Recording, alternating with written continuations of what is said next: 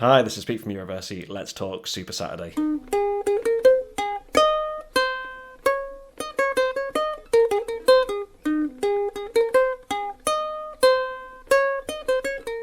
Hi, so sometimes on this channel we do Twitter spaces where fans talk about controversial ideas in Eurovision.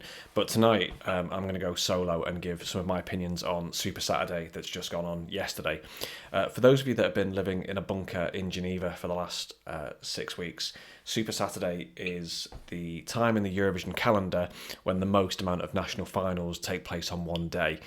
And yesterday, 7 national finals from a list of countries that I'm going to try and remember, but is also written down here in case I remember. So Estonia, Malta, Denmark, Italy, Croatia, Latvia, and Romania are doing their national finals. And as well as that, we had semi-finals from Sweden and Lithuania. So a big night in the calendar. It's impossible to try and watch all of them at once because they cross over from various time streams. And it started in the UK at around about 5:30 with the Estonian final, Isti-Lal, and ended at sometime the next day on Sunday with the end of the San Remo festival in Italy. Let's talk about Super Saturday. People talk about Super Saturday like it's this big thing, like it's an intentional thing that happens in the calendar. It's not. It's absolutely not, right? This is just a quirk of broadcasting.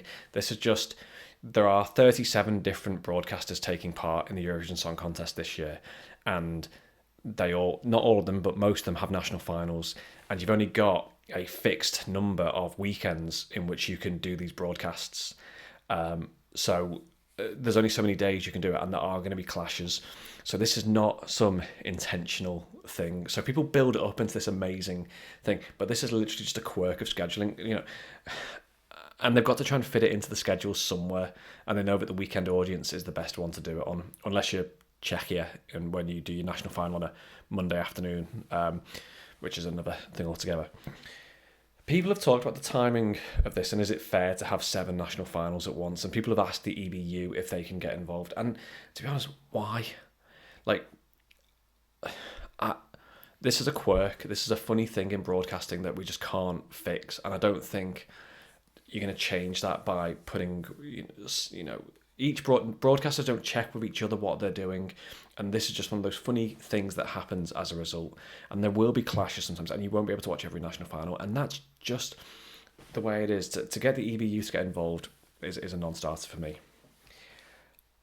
Let's talk about, though, geo-blocking. So most broadcasters won't let you watch their sort of version of iPlayer if you are outside the country, but they often relax these limits during a national final so that fans from around the world can watch the national final, and that is brilliant, except for the fact that some national finals overran, particularly in Romania and Denmark, and so suddenly we didn't find out who the winners were. The programmes just suddenly shut off because, according to the iPlayer in Denmark, according to their iPlayer, Melody Grand Prix had finished and Detective Inspector Barnaby was on instead, when actually Melody Grand Prix was still going on. Detective Inspector Barnaby, by the way, is what the Danes call Midsummer Murders, just for anyone who cares.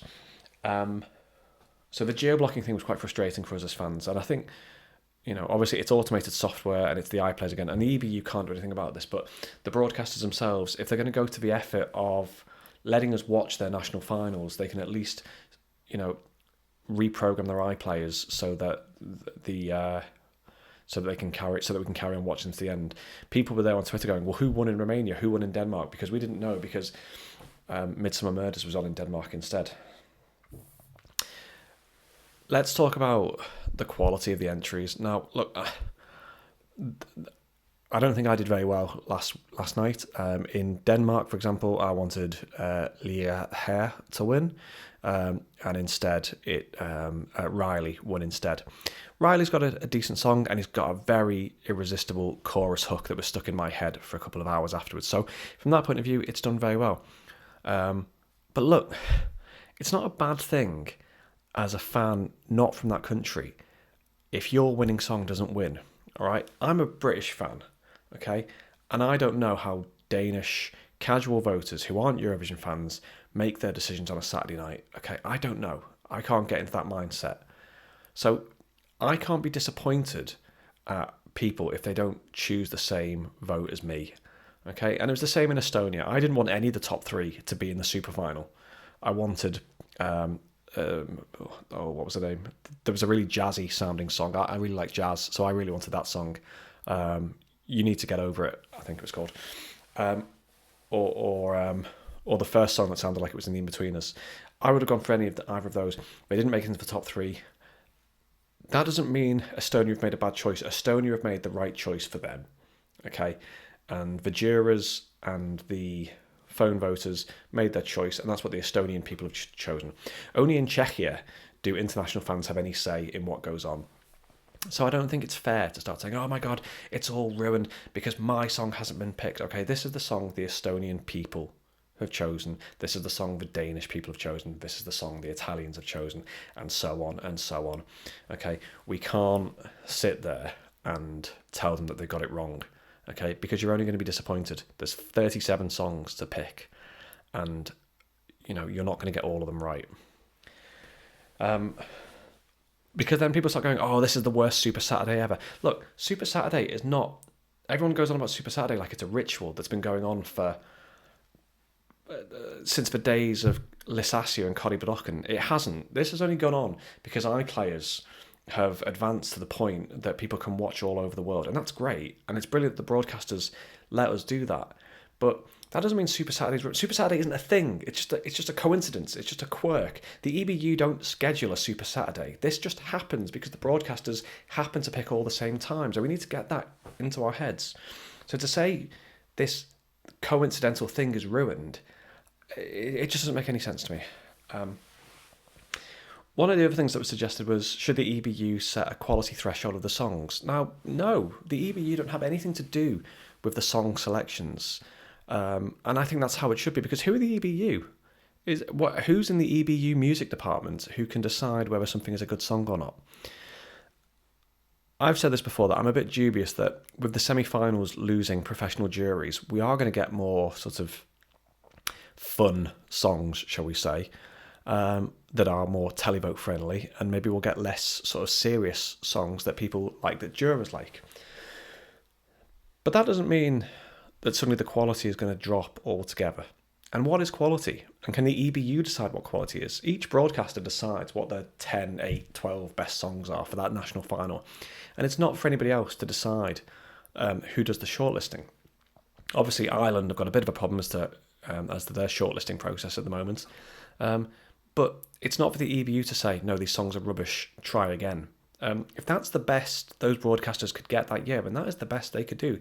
They need to try harder, but that's not the European Broadcasting Union's responsibility. They may have to deal with Croatia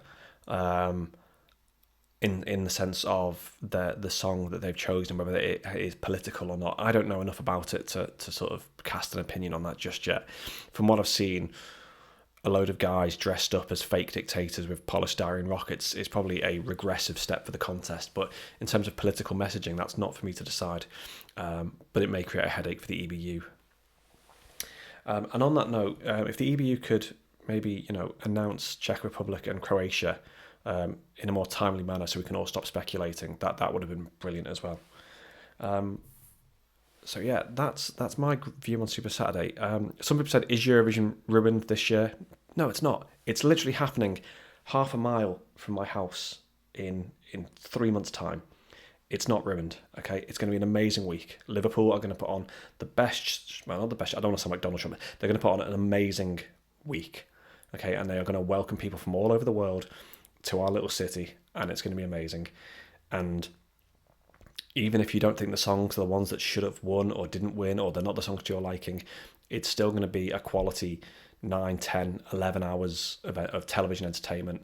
And the fans are going to have a great time seeing Liverpool and the Euro Village and the Euro Club and all of the things that are going on around the village. So no, Eurovision is not ruined. It's going to be brilliant. And I can't wait. So do you agree? Do you not agree? If not, like, share, subscribe, comment below. Who am I anyway? I'm just a bloke with 34 subscribers, and I'd like some more because I'm lonely. But if not, yeah, I'd love to hear what you think.